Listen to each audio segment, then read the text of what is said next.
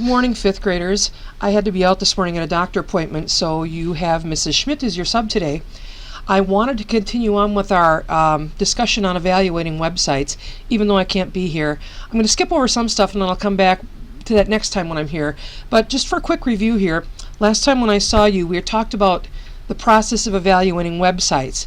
I talked to you about the fact that we try to get you to use resources like World Book Online and BadgerLink and WebPath Express because we know somebody has already checked all those websites and we know that they're legitimate. If you don't use resources like that and you go straight to the web, there's a whole set of steps you really need to go through before you choose to use any of that information. We did talk the last time that students obviously tend to not want to go through all those steps.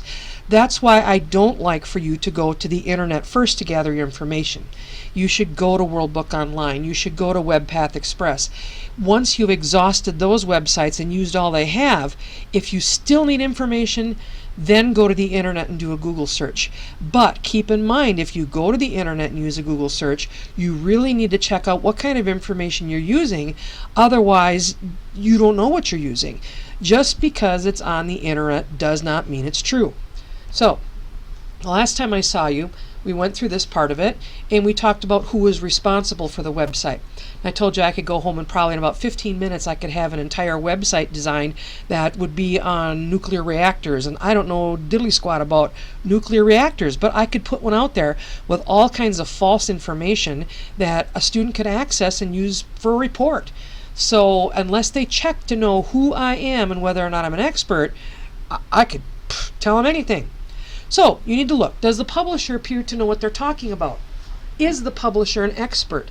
Can you contact the publisher, and is the site sponsor identified? And the last time we did start looking at some websites to determine whether or not we could find out who created the website. Do we think they're an expert? Are we allowed to contact them? And it's time consuming. Sometimes you have to dig a little bit on the website. A lot of times you have to go to the bottom of the page to find those kinds of things. So we did talk about that. The second item is consider what the content is. Now this is a section I'm going to skip over today. We'll come back to that next time. I just felt it was something better to do when I am actually with you.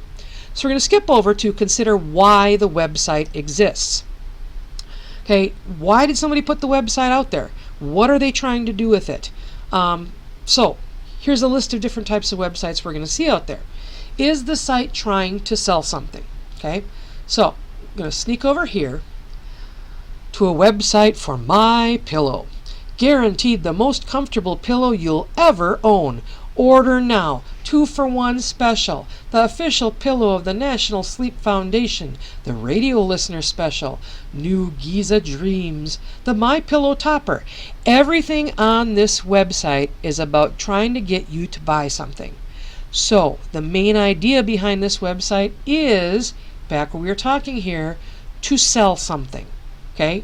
And there are tons and tons of things out there where they're trying to get you to buy something. Now, you need to keep in mind, if they're trying to get you to buy something, their information is going to be biased.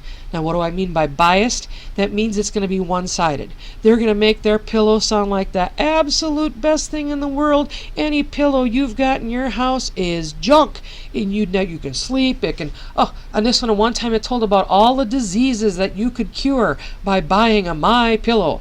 Looks like they kind of got rid of some of those, probably because they weren't true.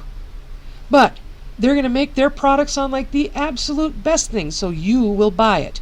So you can't use their information. It's biased. It's probably not going to be accurate. All their information is designed to get you to buy. So let me get rid of that one. Go back here. That was our website on selling something. Second type of website, informative. Here is the website of the American Cancer Society. Okay? How can we help you learn about cancer, how to stay healthy, finding support and treatment, exploring research, getting involved, find a local American Cancer Society, minority cancer awareness, excuse me, Volunteers Week, when cancer hits home. All of this is information about cancer. Now, obvious it's kind of depressing and sad, not something you necessarily want to be looking at. But if you're in that position or have a family member who's ill, you want information. Anybody who's been around a while is familiar with the name American Cancer Society, and we know that they are the ones who provide the best information out there. We can trust everything they have. So this is a website whose design is to provide information. Can you trust it? Yes. However, always make sure when you're in an informative website, you check again back on who has created the information, because if the person who's created the information is not an expert, it's still useless to you. If it's a name you're familiar with, it's a name you recognize, a name you know that is legitimate, you're good to go to take the information they have. Going back here, is the information entertaining? Okay, now you guys know all about websites that provide entertainment. Okay, probably the most popular one that I see kids using all the time is YouTube. And here I am on YouTube. Excuse me, I did a search for a topic called Simon's Cat. And let me see here. Here's the first one in Simon's Cat. It's called Catmandu. Here we go. Catmandu. Here we go. Entertainment.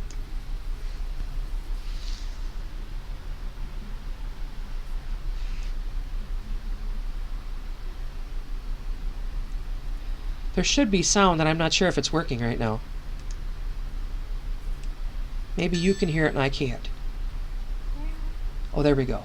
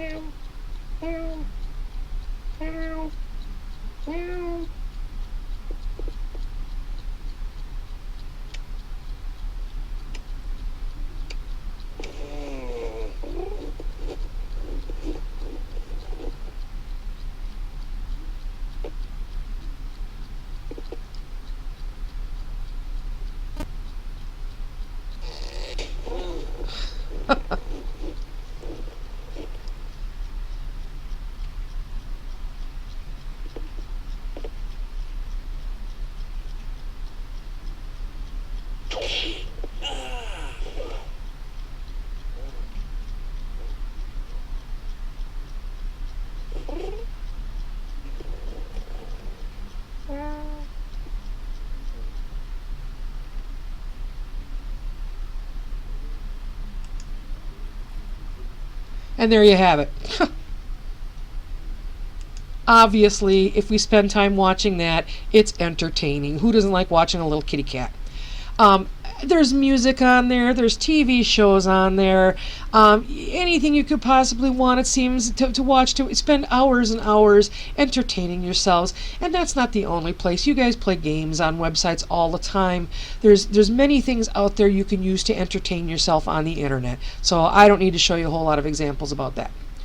Next one on the list is persuasive, and you may have seen a little bit of that before I clicked off of YouTube. Perfect opportunity right now. We're in the middle of a presidential election, so all of the candidates who are running for presidents have websites. Here's Donald Trump's Make America Great Again. Your support for Donald Trump. Join us, donate. Donald Trump's rousing speech. Everything on here is ways for Donald Trump to try to convince you that he is the best candidate for president. So everything on here is persuasive. Now, once again, that means the information is biased. It's all from Donald Trump's viewpoint. It's all about people who think Donald Trump is great. Donald Trump thinks he himself is great. He thinks he should be president. He thinks he's the best guy for the job. So you have to take the information on here with a grain of salt and process it from the point of view that Donald Trump thinks he's the best thing out there. So, is the information going to be accurate? Not necessarily so, because he wants to be president and doesn't want Ted Cruz to be president. So the information he puts out may make Ted Cruz look bad, make himself look good, make Ted Cruz look bad. So you have to be careful with persuasive websites.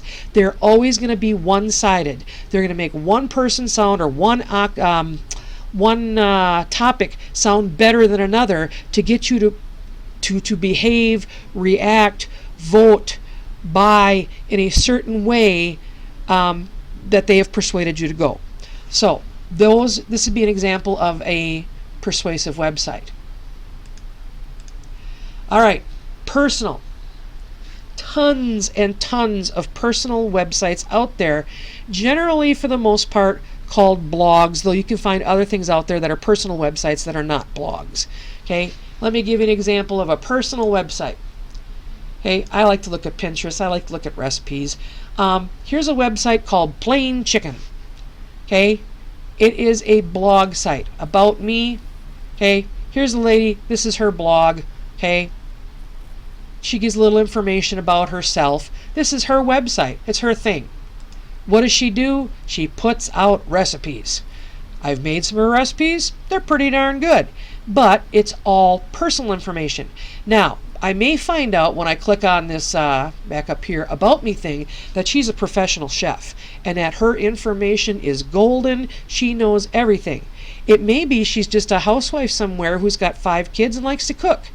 I would need to check further before I would ever use her information, or maybe even her recipes, unless you want something to bomb out, to find out what exactly she knows about food and recipes before I try anything out here or use her information, because I want to know if she's an expert. But this is all personal information. Yeah, Meow Monday. I have absolutely no idea what Meow Monday is about, but it's all personal information on her blog. The word blog comes from weblog, blog.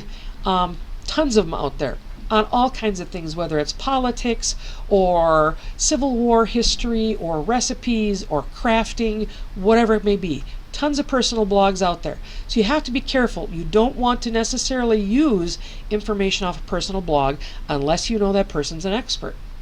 So you get rid of Plain Chicken here. Institutional. Okay, what do I mean by institutional? University of Wisconsin-Eau Claire is a college which is considered to be an institution. So this would be an institutional website. It's all the information we could ever want to know about UW-Eau Claire. Another example of one we could find would be Mayo Clinic. Now you may or may not know about the Mayo Clinic, but it's a hospital and clinics in, can't think of the name of the place right now. Somewhere in Minnesota. Let me see if I can find out by going down to the bottom. Oh, of course not. Request an appointment. Contact us. Suppose I should have gone. Oh, I should have known that they have different clinics in different places. They've got one in Scottsdale, Phoenix, Arizona. The one I was thinking was in Rochester, Minnesota. But it's an institutional website. The institution is the Mayo Clinic. Everything on this website has to do with the Mayo Clinic. The clinic is the institution. For that matter, we could go to our school's website, and that also would be an institutional website. The institution is the Ryle Community School District. Everything on this website is about our school. So that would be an institutional website. Last one, ladies and gentlemen, is a hoax. Do people put fake websites out there? Yes, indeed they do. Here you go. The aluminum foil deflector beanie, an effective low-cost solution to combating mind control. If you got issues of mind control, here's where it's all at. Okay. Let me